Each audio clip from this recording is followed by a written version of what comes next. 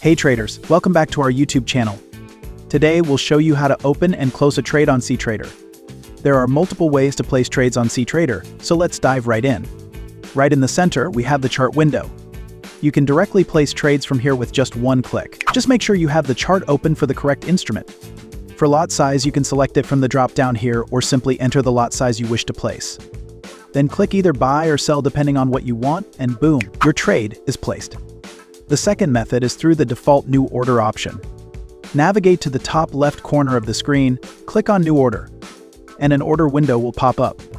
From here, select the instrument from the list or simply type in the name of the instrument. Let's go for GBP USD for now. Choose Buy or Sell. Select the lot size. Add stop loss or take profit using these checkboxes.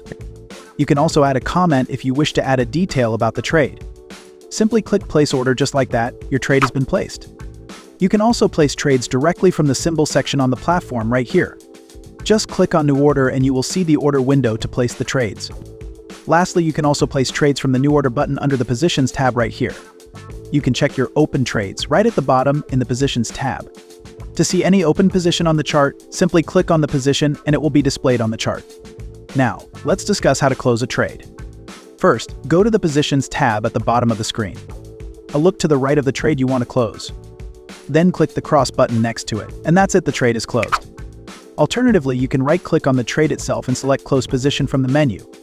Another way to close a trade is directly from the chart. Just click on the cross icon on the chart near your trade, and the position will be closed instantly. You can even close multiple trades at once using filters. Click on the drop-down icon here, and you'll get filters for customized closing of trades. For example, if you want to close all losing trades at once, just select the losing filter. At the click of a button, all your loss-making buy or sell trades will be closed, simple and efficient. And that's it. Thanks for watching.